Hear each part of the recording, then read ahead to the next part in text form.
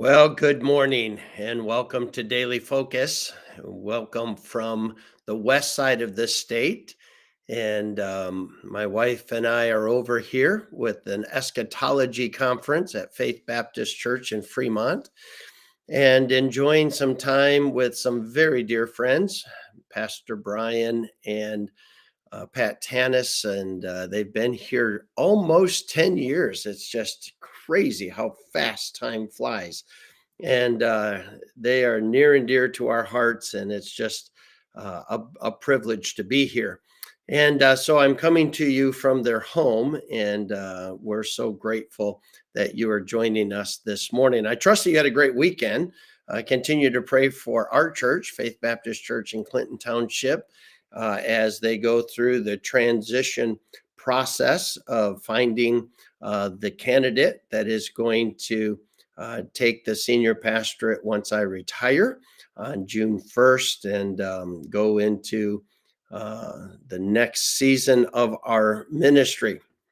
Well, I've entitled this, Courage is Not the Absence of Fear.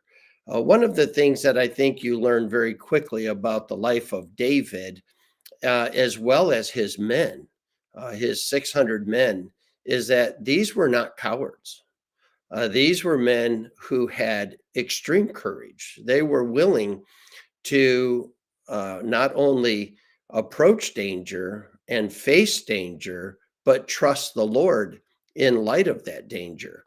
Uh, Maybe the greatest example of that was David taking on Goliath.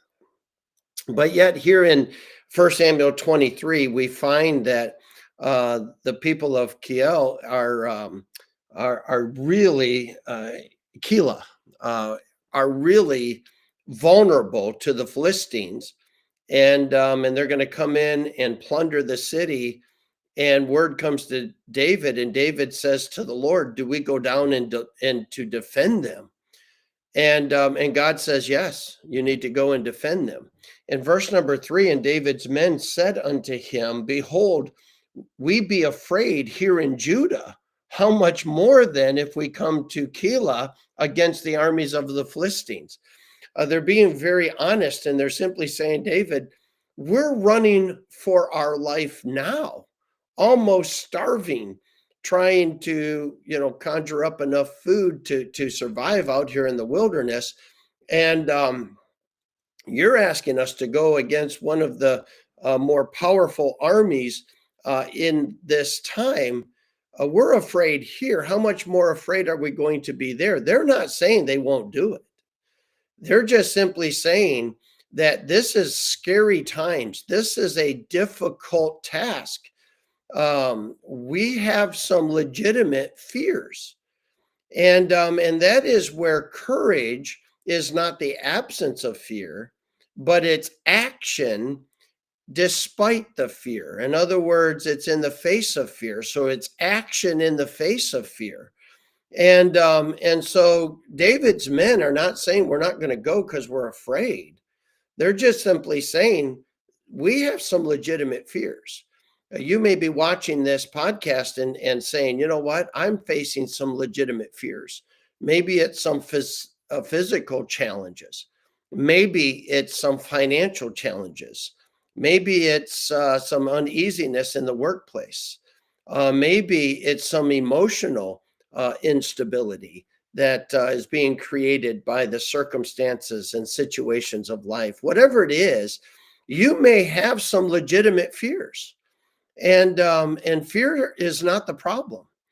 Courage is action in the face of those fears. In other words, it's trusting God and doing right in the midst of those fears. It doesn't mean the fear is not legit or real. It just simply means I'm not going to be paralyzed by it. I'm still going to do what's right. And so David and his men went to Keilah and fought with the Philistines and brought away their cattle and smote them with a great slaughter. So David saved the inhabitants of Keilah. So while he's there, it comes apparent, and he gets word that Saul knows he's there. And so David asked the Lord, are these people, even though we just saved their city, are they going to hand me over to Saul? And David said, yes, they will.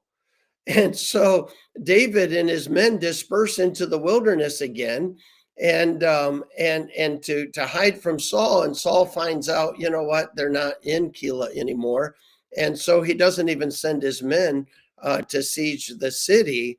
And so David, in verse number 14, David abode in the wilderness in strongholds and remained in the mountains in wilderness of Ziph. And Saul sought him every day, but God delivered him not into his hand.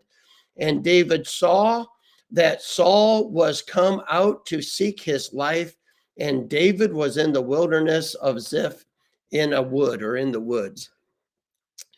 David learned that, you know what, God was protecting him. It was clearly apparent Saul was trying to kill him. It was clearly apparent to David he was going to be on the run for his life. It was clear that God's hand of protection was upon him and his men. And even though they feared, they could be courageous and trust God and do right in the midst of those fears. And I think God wants the same thing for us. I don't know what you're facing. I know we serve a big God who is able to help you through those and to show courage, which is not the absence of fear. It's action in the face of fear. God bless you. I hope you have a great day. I'll look forward to seeing you again tomorrow.